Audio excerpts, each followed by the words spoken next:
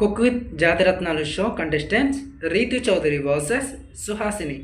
వీళ్ళిద్దరి మధ్య ఈ వీడియోలో డిఫరెన్సెస్ చూద్దాం.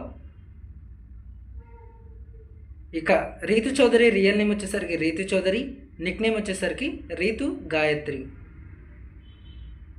సుహాసిని రియల్ నేమ్ వచ్చేసరికి సుహాసిని అండ్ రియల్ నేమ్ వచ్చేసరికి సుహాసిని.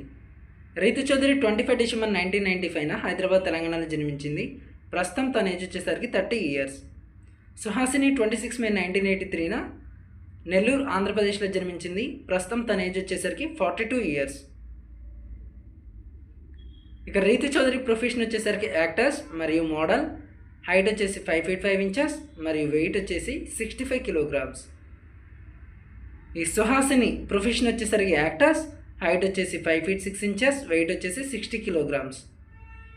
ఇక రీతు చౌదరి గ్రాడ్యుయేషన్ పూర్తి చేసింది మరియు పెళ్లి చూపులు షోతో ఫేమస్ అయింది.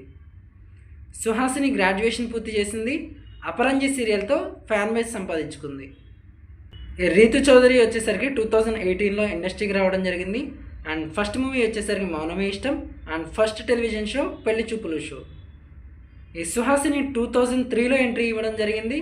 ఫస్ట్ మూవీ వచ్చేసరికి Chantigadu movie and first television show వచ్చేసరికి అపరంజి సీరియల్.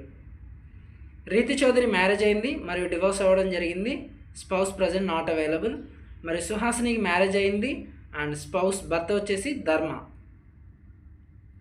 రీతు చౌదరి రిలీజన్ వచ్చేసరికి హిందూ, నేషనాలిటీ వచ్చేసి ఇండియన్. సుహాసిని రిలీజన్ వచ్చేసరికి హిందూ, నేషనాలిటీ వచ్చేసి Indian. Rithu Chowdary zodiac sign వచ్చేసరికి క్యాప్రికాన్ మరియు హాబీస్ వచ్చేసి డాన్సింగ్. సుహాసిని జోడియాక్ సైన్ వచ్చేసరికి లియో మరియు హాబీస్ వచ్చేసరికి డాన్సింగ్ అండ్ సింగింగ్. ఇక రీతు చౌదరికి ఇన్స్టాగ్రామ్లో వచ్చేసి 1.4 million ఫాలోవర్స్ ఉన్నారు. అలాగే సుహాసినికి వచ్చేసరికి 88.6K ఫాలోవర్స్ ఉన్నారు.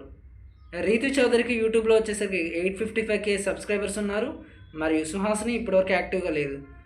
మరియు ఫేస్బుక్లో రీతు చౌదరికి 8.6K ఫాలోవర్స్ ఉన్నారు మరియు సుహాసిని ఫేస్బుక్లో యాక్టివ్గా లేదు. ట్విట్టర్లో వచ్చేసరికి రీతు చౌదరికి 60 ఫాలోవర్స్ ఉన్నారు, సుహాసిని ట్విట్టర్లో యాక్టివ్గా లేదు.